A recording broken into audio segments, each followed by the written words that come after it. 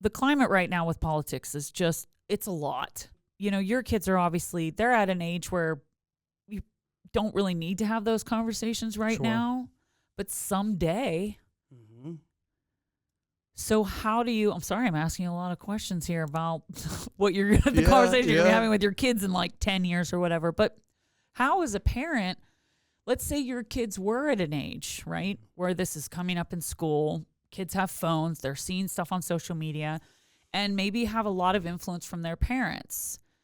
And again, I always get nervous when I have these conversations with parents because I'm not a parent. So I'm never coming into these conversations with, well, this is right, this is wrong, because there's the gray.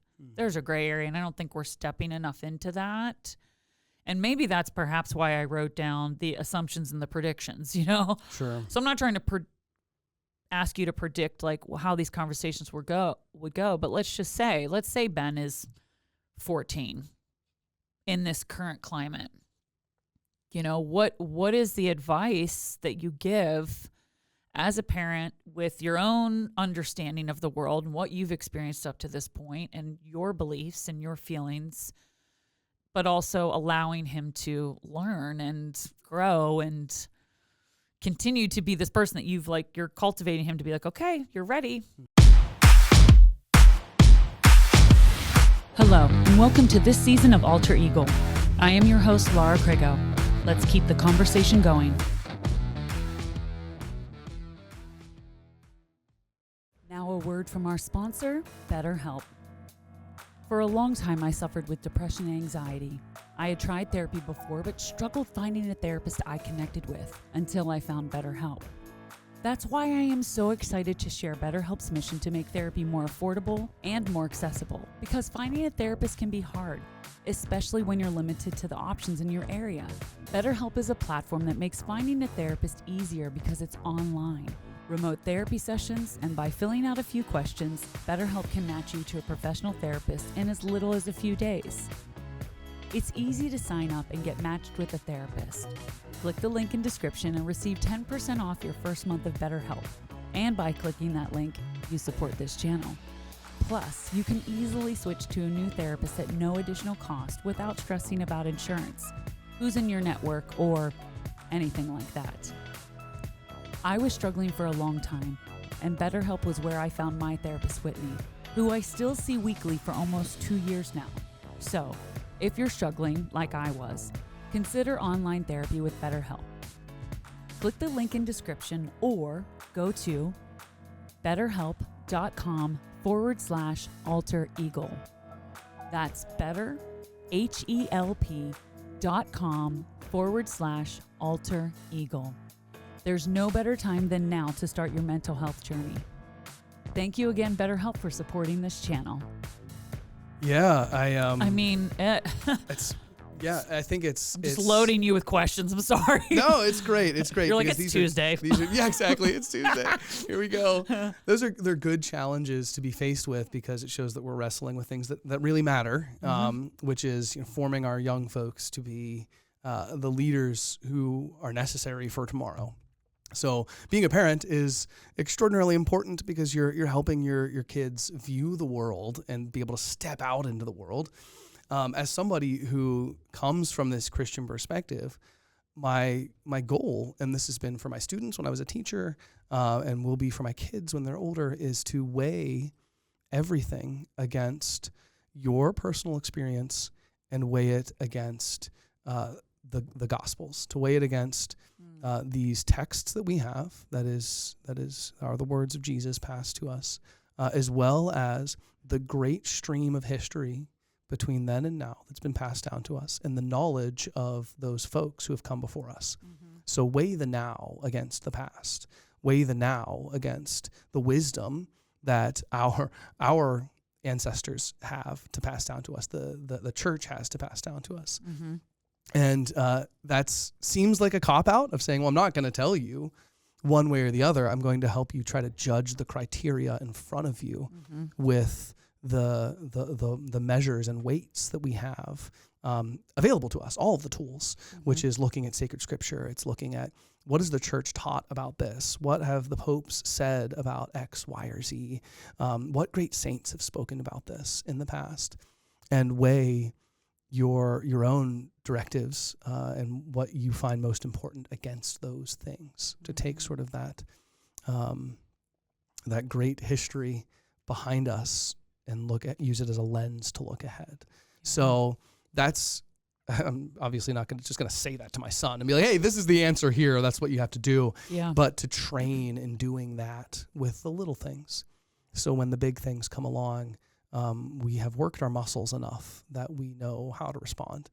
That it's easier for me to maybe decide how I'm going to approach exercise and my health than it might be to determine who I'm going to vote for. But I'm going to apply a lot of the same criteria to it, which is what's the best, what's the good that I'm trying to accomplish here, or that this candidate's trying to accomplish, and how will it affect me? How will it affect others?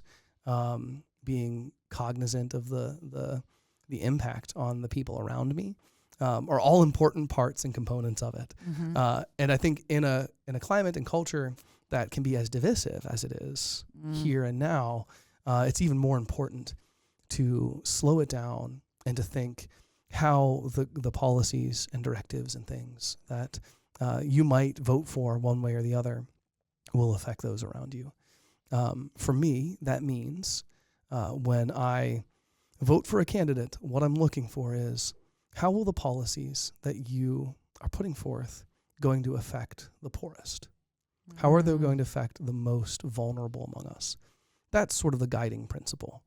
Not how is it going to affect maybe even me personally the most, but how are the homeless going to be treated with the policies that you're talking about? How are those who are struggling to put food on the table going to be doing with the policies that you're putting forth or the laws that you're looking to pass? And that's sort of the primary criteria for me before I look at really anything else. Doesn't matter what party you belong to, but what are your actions going to do to the people who are the least likely to be able to care for themselves? So if my son can think with that lens, I think I will have accomplished quite a bit.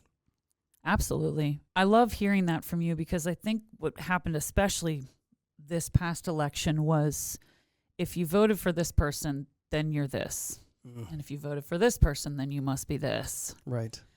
And even though we all know in our brains that that's not how it works, and that's not what drove people to vote that way. And although there might be people who feel very strongly about that specific topic, and I'm being very cryptic, right? But I think it's safe to say we understand what we're talking about. You know, there's a lot of things out there, and it's so hard because, again, a lot of the conversations that have come up with, so if you voted for, a lot of people would say if you voted for Harris, then you must be a baby killer. Whoa, like just hearing that, like even saying it out loud, I don't even like saying that out loud. That's just like, that makes me, you know, I think of, I have a woman who I'm talking to right now who works for a fostering agency. I've looked into fostering. I've looked into adopting. There are kids that are 10, 15, 17-year-olds that don't have parents. They don't have families, you know. What are we doing, you know, to change that? Because a lot of those kids end up as the poorest or homeless, and sometimes they don't. You know, you hear those stories of, there's a story of a girl, it's homeless to Harvard. I don't know if you've ever heard that story, but she ended up homeless, but she was very intellectual. She finished high school and I think was living out of a car and going to Harvard. Like went to Harvard University. I can't imagine. Living out of a car. How do you have the strength, you know, to literally have no one and be living out of your car and going to one of the most prestigious to me, institutions in this country, and we have a lot of them. We have a lot of amazing institutions in the education here, and a lot of people come to this country for the education or even the right to get an education. There are people that come from countries where it's against because they're female. They're not allowed to have an education. Right. And that to me is like, wow, that's a whole nother, that's a series of episodes. To me, that's a whole different conversation. So, but just imagine, I mean, even the other day I was walking my dog and I was like, it is so cold out here.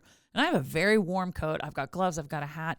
And I just took a moment and I stood there and I was like, I am complaining about walking my dog in the cold. Oh, sure. Right. And I am about to walk into my warm house. Right. And I kind of had a moment where I like almost shamed myself for a second. And I thought, there's someone right now that is sleeping outside in this. Right. And what have I done?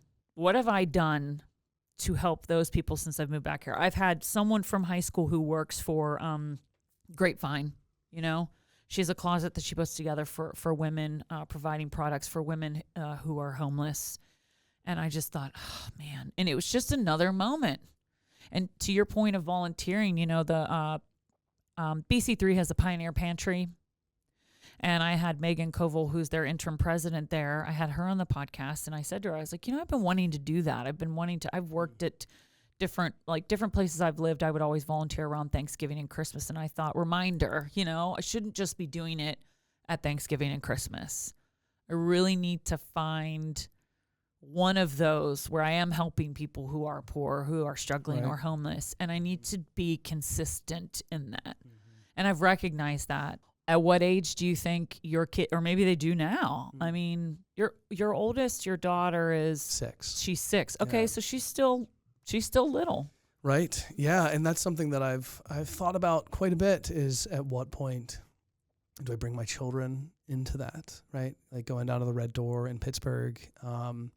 It can be abrasive and scary for people who are, you know, adults like us to go into a place where you're like, man, I don't know, is this safe to do this? And the answer is yes, but we feel uncomfortable and maybe unsafe about it. So really finding sort of age appropriate entries into that can be a challenge, but there are tons of opportunities to do things like that and things that I need to do more with my kids, right, on helping sort of lower impact events that we can get them involved with. Yeah. To first of all, to raise awareness in them that there are people who don't have what we have, and it's not their fault, and that we have a duty as Christians that Jesus was very clear with, that we need to help, and that is critical to who we are, and will be judged for it. So that's when we talk about judgment, like we're not going to judge others, but there will be judgment at the end of time for me. So I want to be able to say, yes, Jesus, I did these for you. As he says in the Gospel of Matthew that you know, that you have done this. Well, when did we see you sick or imprisoned? Well, it's in others. It's in you know, his sons and daughters that we saw him. So I think they're finding those age appropriate entries into serving others is pretty important. You know, it just made me realize I had a girl on a podcast I did years ago. The first podcast I started on my own, I had a young girl on. Her father and I went to high school together. And she started this Peace, Love, and Soap.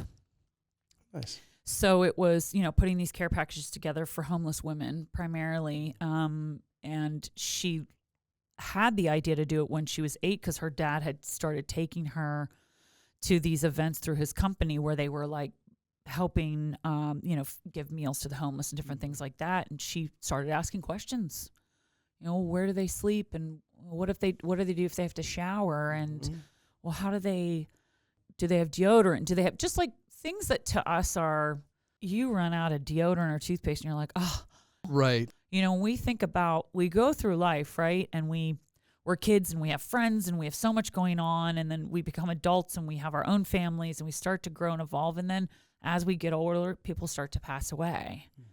And my grandmother definitely was one of those women who, like, after my grandfather passed away, she's like, well, that was it. I had the love of my life and I don't need to. And everybody just assumed, well, don't you want someone in your life? She's like, no, I had the best person I ever could have had. And That's beautiful. It really was. Yeah. And her thing was birds. This is something I wanted to talk to you about too, is signs. She had a bird feeder outside this really beautiful bay window, and it was just like such a perfect bird feeder because it was like a house and had like a little like ledge thing, and the birds could sit, and we just loved sitting there and watching the birds. And she was really into cardinals, and after she passed away, I remember I found out she had passed away. I was living in Tennessee at the time, and I hadn't been able to get home to see her, and I was feeling guilty about that. I would FaceTime her my cousin would go see her, and I'd always be like, when you're there, like, let me know so we can FaceTime so I can see her and talk to her. And so we talked quite a bit. And after she passed away, I'd gone back to where I was living, and I was just so sad. I went out to just sit on the back porch. And as soon as I walked out, I sat down and I looked over on the power line, and two redbirds like landed on the power line. And I just instantly had this feeling that I was like, well, like she's reunited with my grandfather, like they're together again. And it was just this really beautiful moment. And ever since then, I will see redbirds. And I have these like little, they were hers actually, like one's like a little clip on for I had one on my Christmas tree. And I actually have one that sits in my front window and kind of looks outside. And I've always sort of believed in that. I've had signs from my dad, and I don't know, I wanted to ask you as like Sure. a man of faith, if, you believe in that, like that people's spirits, they go to heaven, but I do believe that like the whole guardian angel thing, I fully am like, right. Because I have had a really crazy experience when I lived in New York City, with having gone through a recent breakup and feeling really guilty about, do I need to leave and go back, to where this man is and settle down and just get married and just, settle down and have a family. And like, what if I don't meet anyone who's willing to settle down with me and have children? And I was questioning it. And during that period after we broke up, I had been really like focused on my career and going out and going to dance classes and coming home after work and going to sleep and really diligent. And when we broke up, I started doing the opposite of that. I started going out a lot with friends, drinking, and I recognized it. All of a sudden it hit me one day. I'm like, what am I doing? Like the whole reason this relationship ended was because he had said he was going to move there with me, and then he didn't mean it. It wasn't. He never meant, and that's the words he said to me. It was like, I never intended to. And I was like, well, why would you say that then? Why would you tell me that? And so I went to this week, and I'll never forget it because I remember just being so clear-headed because I wasn't out drinking. I'm like, I need to stop all that. That is not the way that I'm supposed to be handling this situation. And I pulled out my dad's Bible because I got one of my dad's Bibles after he passed away. And I didn't even know what I was looking for. I had no idea. I literally was flipping through it. And I remember it's one of those ones that has like the really thin pages. Sure, yeah. Like really delicate. Yeah, onion paper. Yes. And it has a really beautiful, like almost like a crocheted. One of my aunts made these like, they're crosses, and it was like purple and white. And it was a book, he used that as like a bookmarker. Yeah. And I was just like flipping, and I'm like, oh my gosh, what am I looking? I'm looking for something in here and I'm not finding it. I was getting frustrated. And a couple nights had gone by, and then I had a morning where the apartment I lived in at the time had a big front window, and the streetlights would kind of come through the little shades or whatever. And my roommate, I typically would drive her. We were in Jersey City at the time, so I would drive her to the path to go into the city. And I thought she was waking me up because I heard my name. But then when I opened my eyes, I realized it was still really dark out. And I was like, why is she waking me up so early? And I rolled over, and there was a figure standing next to my bed. And it was kind of like an outline. And at first I didn't recognize it because I immediately reacted because I thought someone was standing there. And I did that, when you're like, oh, and you like kind of hold your breath, and I did that, and I slid back to the back, to the headboard. And as I did that, it went straight up, and my eyes followed it. And then these huge white angel wings opened. Wow. And like, I heard them. Like I heard this, like, it was so, I don't know how to explain it other than it was this, I've had people say to me, oh, I was like, no, I wasn't dreaming. I was wide awake.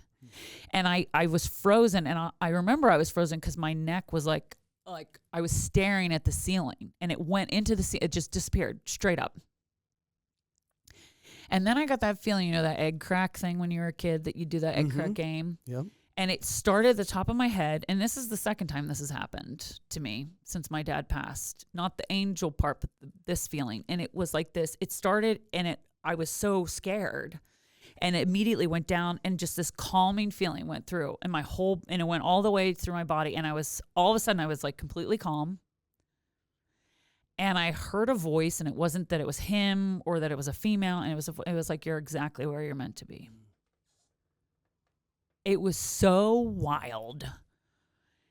And I told my roommate the next day I was like, I have to tell you what happened. Like I'm literally, and she just held up her arm. She's like, the hairs on my arms are standing straight up.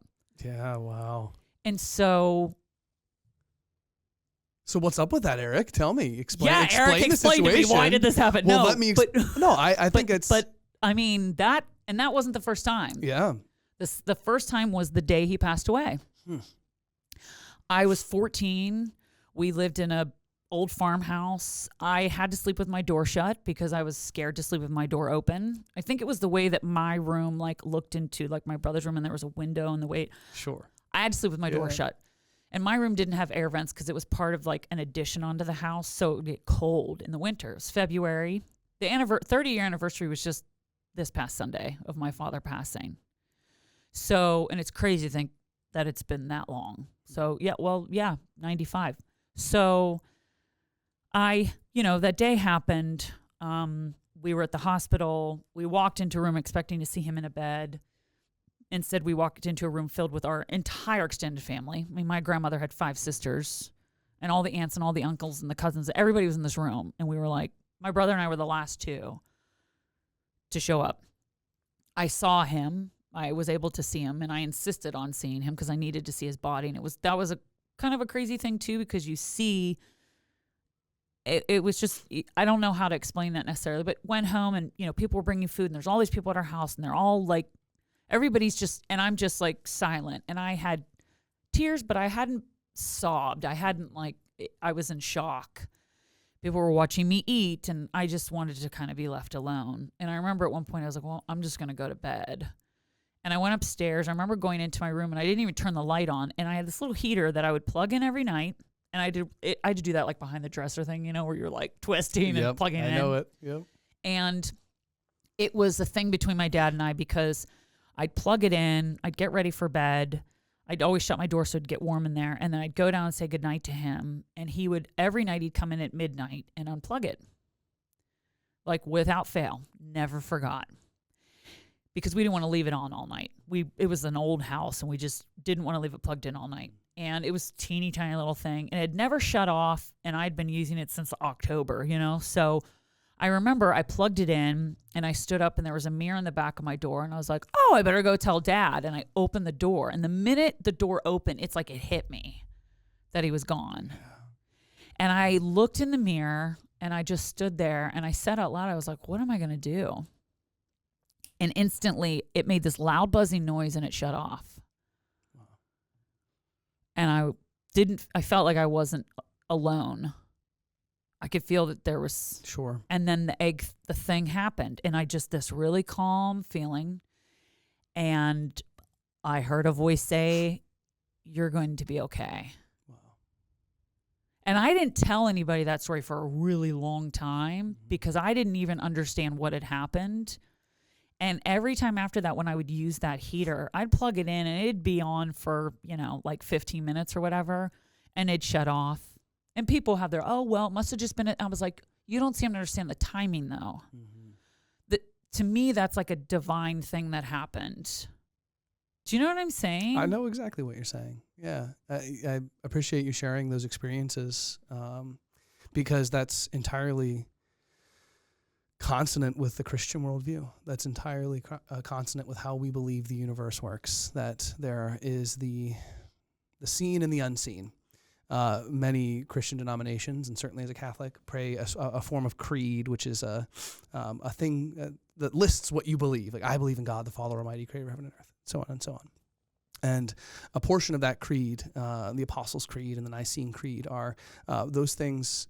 I believe in the visible and the invisible, the material created world, and the realm of the invisible, which is the spiritual, the ghosts, if we could say, which are not ghosts. There are relatives who have passed on to eternal life. Which is a transitory period for them. It's not the end, right? When we think about like, people die and go to heaven, and that's sort of the end of it. We understand as Christians, and as Sacred Scripture tells us, that we're pilgrims now, and at the end of time, which there will be an end of time, we will be given bodies back. Like, we're not going to be disembodied souls for the rest of our lives. We're going to have our bodies back, and there'll be glorified bodies, like Christ's body was glorified after he resurrected. So, like, this is sort of a transitory period. And yeah, there are angels and there are our loved ones who are with God now, who, for some mysterious reason, God permits to communicate with us in some limited way, right? And what you've described is, sure, it's not an uncommon experience from somebody who has been, such as myself, who has been very involved with we could say, angels and demons and the spiritual life. This is a pretty typical experience. It's not beyond the pale to say, that somebody who has passed on from this realm to the next has been permitted to in some way communicate peace to us. Because how does God speak to us? Really through the quiet and through peace. If we are unsettled and we're not at peace, that's a good way for us to determine whether something is from God or whether something's not from God. And that sense of peace that you described is something that's well described by many. And I think that's a really beautiful thing. So thank you. Yeah. Is there anything that you experienced when you were overseas that you could talk about that you're like, I know that was, that you could share? Yeah, I think what you're speaking to is something that's really an important part of the human condition, which is sort of an interaction with God that provides clarification in discernment, that sort of points us towards the path that he wants us to take. Yeah. And it's not often so grandiose as, an angel coming down with a flaming scroll saying, Eric, you should go to the seminary. Like, that's not how the normal way in which God will communicate with us. The normal way he communicates to us is silence. It's discernment. It's prayer. It's listening to those around us. It's our conscience. Like, those are the sort of normal means by which God communicates to us. But there are times when God needs to shout occasionally. And if we have eyes to see and ears to hear, we'll be able to pick up on that. He's never going to take away our free will. Like, that's such a gentle and delicate balance that he plays with us, in that if he would appear to us more so than Jesus appeared 2,000 years ago, then it would remove from us our free will. We wouldn't be able to freely love God if he took that from us. So it will always be sort of this delicate balance. I think there's one experience I'll share. It wasn't overseas. It was I came back for it.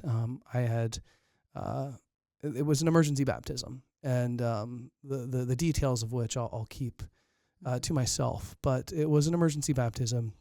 And that happened in the delivery room in a hospital. And it was of a newborn child. And I was called back into the operating room, suited up. I had my water to do this emergency baptism because no priest was available. And I was in my second year of theology at that point. I had come home specifically for this. So I went back into that operating room. And the nurses are there, sort of in the corner of the room, and they're crying because of this child who was not going to live much longer. And I recall sort of baptizing in the name of the Father and of the Son and of the Holy Spirit, and pouring the water on this little new child's head. And it was in that moment that I heard as clear as day, Eric, this is about as close as you'll get. And that seems like a weird thing to what does that mean, God? And it's easy enough to penetrate when you think that that's really the only sacrament that a lay person can celebrate. You need to be ordained to celebrate the Eucharist, or to hear confessions, or to anoint the sick. You need to be a priest to do that. And recognizing that was the moment that I knew that God was sort of pulling the rug out from underneath me, and that my direction might be going a little bit different than what I had been prepared for the past 6 years.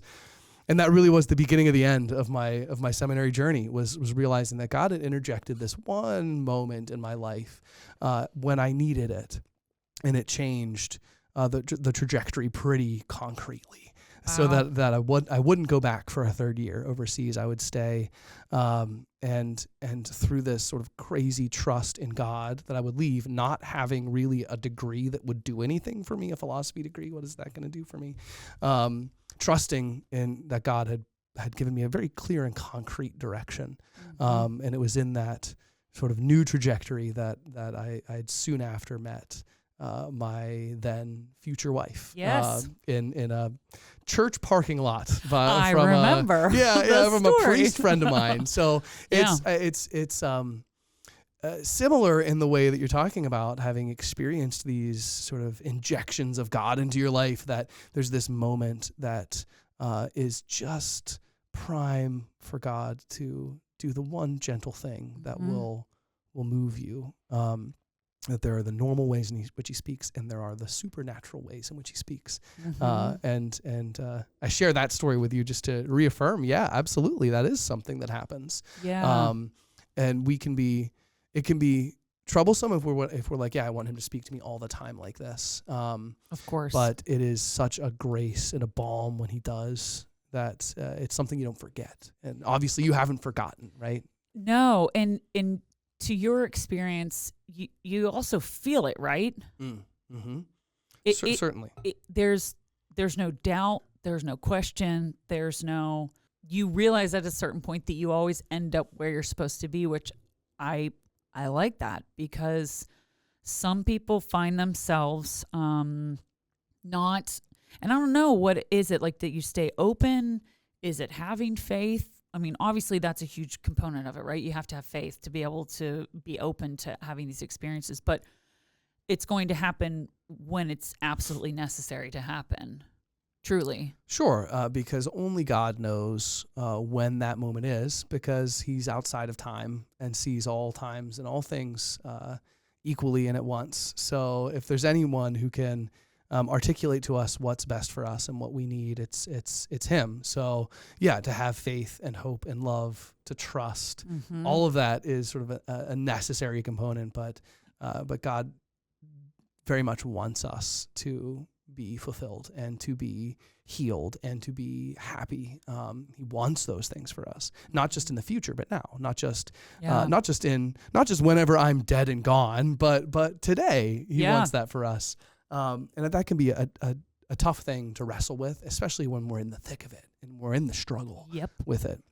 And what gives us confidence is knowing that others have been in the thick of it before us and have struggled before us. And it shows us that we're not alone in the struggle. We're not alone in sort of that, in the doubt that might come with it. And that's just a part of the virtue of faith, and growing the virtue of faith, and trusting that there's a plan. There's a plan, and I might not see it all, and I might want it to be different. And Lord, I might not have wanted you to call me away from the path I was on. And my first response was a response of anger, not of like, oh, good, God's spoken to me, this is wonderful, but more of a, well, come on, that's a bait and switch. God, you called me here, and now you're calling me away. That's not fair. There's a suffering and struggling that goes along with that. That is really just a sacrifice. It's just, okay, I'm going to accept. I'm going to unclench the fist. I'm going to accept. I'm going to trust that things are going to be good for me. And that might not be easy, but good. Absolutely. And I think, hopefully everyone that's listening, it's important for us to, especially in our community, right, to be out in the community, meeting people, making a difference. You know, you did say like poverty on a different level, like in your face, like that was your experience. And obviously the assumptions and predictions, like to me, I feel like that definitely was like a lot of times people do see, they see a homeless person and they make an assumption of how they've gotten there. Currently where we are, and I want to be respectful of everybody, especially when you say politics, somebody and they're like, nope, don't want to do it, right? Is that something that the church likes to stay away from, or is it something that they feel like, are you noticing a change there with how, is that coming up at all? Is politics coming up at all? Is like how we're, you know what I mean? I mean, there's obviously so many different like buckets to what we're talking about, but it's a scary time for a lot of people. You see more and more people having chickens. I'm like, if I had a yard, right? Yeah. And I could build a chicken coop, you best believe I would be like putting whatever money I could spare. I wouldn't feel guilty about making omelets in the morning if I had eggs laying outside. Yeah. I even found myself the other day, you know, my dad was a huge advocate on like eating leftovers. Like we weren't allowed to, like we had to finish the food on our plate. He was, and that was one of the things to talk about. He's like, there are people in this world who don't have food, don't have the meal that you have right now. And we didn't grow up with a ton of money, but the other day there's something that it got lost in the fridge, you know, and I had to throw it out, and I just felt so guilty because I'm like, shame on me. Like I'm throwing out food that was probably perfectly good 3 days ago, and there's someone right now that doesn't have food, and I don't know what that is. I don't know where that's coming from, but I just ask you a whole bunch of things right there. There's a whole, so pick what maybe you want to talk about. I think it's you're very right in saying that it's kind of a scary time for a lot of people in the United States, across the world. And in the work that I do, it's also true that there are scary things that we're confronting in all of our communities across the United States. And a part of that is understanding how, as a member of the church, how do we wrestle with our obligations to others that Jesus was very clear about, and that the church has very clear teachings on, with a two-party political system that is sometimes really not a good home for a Christian on one side of the aisle or the other. That there are parts of the platform on both sides of the aisle that are counter to Christian doctrine and teaching. So we're kind of pilgrims that don't have a home on one side of the aisle or the other. So the conversation can be very muddled and difficult. And it's tough even when, say, somebody like Pope Francis weighs in on a topic that's very important. As you might have seen over the past couple of weeks, Pope Francis wrote a letter to the United States Conference of Catholic Bishops, specifically about immigration policies. And that was a hot button issue for a lot of people and a lot of Catholics on, do you agree with this or do you not agree with this? Do you struggle with this or not? And I really think that the correct posture for us right now is to, first of all, put on mercy. It can be very easy for us to want justice, and justice can quickly become uncoupled from mercy. God desires mercy, not sacrifice. So we, first of all, as Christians, and I'm just going to speak for myself, is I first will want to put mercy on over all else and allow God to direct justice. That's the struggle, and I think that's where a lot of Catholics across the United States can find themselves in right now. It's just like, well, now the Pope has weighed in on an issue, and it can really be divisive, even for amongst Catholics and Christians. So first of all, it's just to always focus on God, who is love, and wants us to care for the sick, the imprisoned, the ill, the widow, the stranger, the naked, the hungry, the thirsty. Let's fulfill those obligations first. Just like I would tell my son if he were 14 years old, like we discussed earlier, first mercy, first the poor, and then we'll go from there. So I think just speaking from my own experience of the church and people, the people in it, that it can be really difficult to struggle with those teachings about those hot button issues. And there's no easy answer. There's a hard answer, and the hard answer is how do we love the people around us and the people who we don't see but might have an impact on. So I think that's maybe first and foremost what I find to be so critical to Catholics in the United States right now. Absolutely. Is trying to balance all of that and understand that and trying to find a political home, because there really isn't one. Anytime the Pope makes a statement, how does that happen? Do you know what I mean? Like, what is the process?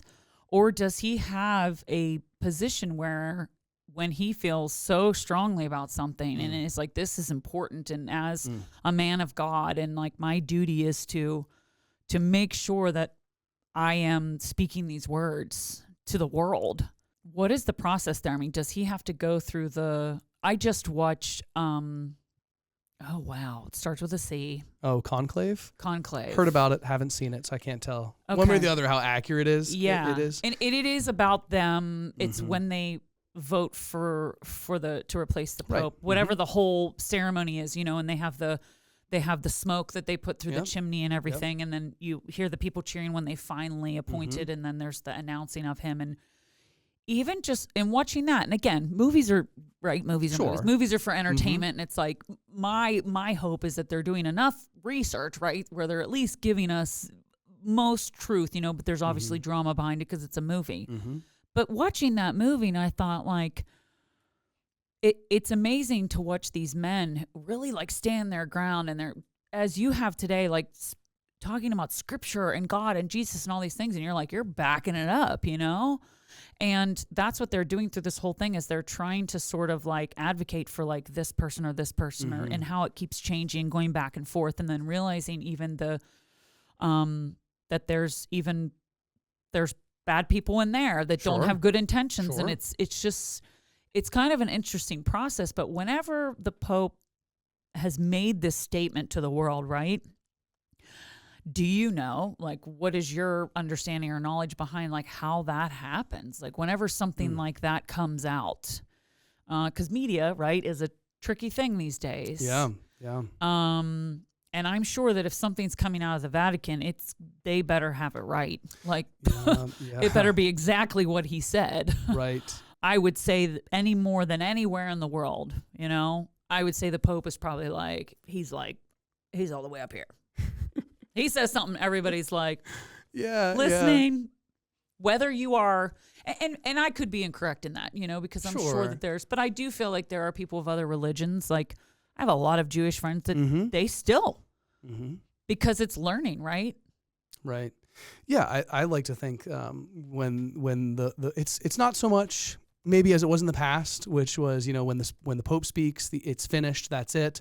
The Pope does often weigh in on lots of different issues, and the normal means by which that happens, he will write things called encyclicals, and encyclicals are letters that are on a specific topic or theme or theological topic. And Pope Francis has written quite a bit, many encyclicals and in other ways as well, that he uses that and leverages that sort of platform as his means to communicate to the church about those things that are important. So it was kind of funny to wake up the other day and to go onto the USCCB website, which is the Catholic Conference website, and to see a letter from Pope Francis on the front page. And I was like, oh, click, let's see what's going on in here. And the way that I read that was really just, it was a letter from the heart to the bishops about something that he was concerned about. And I think it's entirely within his prerogative to speak to his brother bishops about that. And some of his brothers might be rolling their eyes and saying, this is the time that you really want to weigh in on this when politics are so touchy right now in America. Like, this isn't helping. I could totally understand some bishops thinking that, and probably did, while other bishops might take it up as like one of their rallying cries of things that they want to really drive home that's important for them. So it's important to remember they're men too that also might have certain things that they want to accomplish, or certain things that they want to do in their diocese that might be difficult if the Pope weighs in one way or the other. So So just looking at it from that perspective, it's not as simple as just the Pope writes a letter and everybody gets behind it and does it. It's really just a weighing and looking at and understanding what is he trying to communicate to us about this topic right now and about this thing.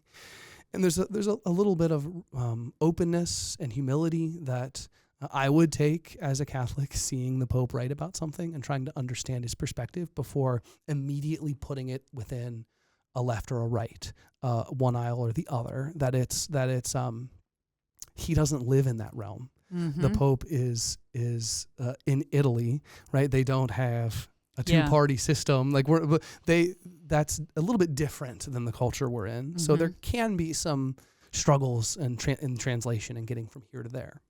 So it's certainly not as simple as just, we received a letter from Pope Francis, but it's trying to understand what does that specifically mean for us? How are we going to receive that in our different communities?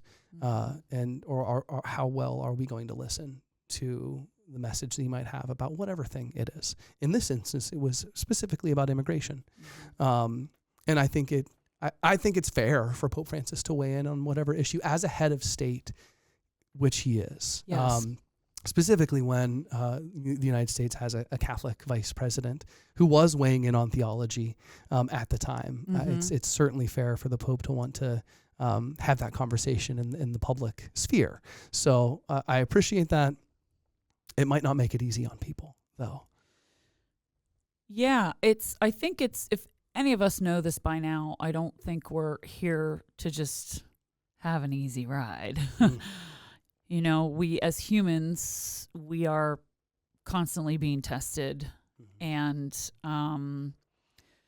it's about consistency, like anything you do with consistency, right? So I just found it to be so powerful when I read that, and it was just the way he said it, right?